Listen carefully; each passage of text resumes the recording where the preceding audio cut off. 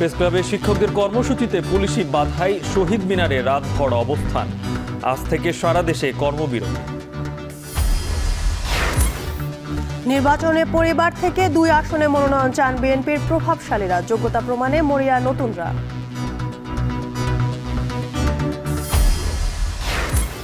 জনপ্রতিনিধি না থাকায় ভেঙে পড়েছে রাজশাহী সিটির কার্যক্রম। ময়লার স্তূপ আর যানজটে নাকাল নগরবাসী।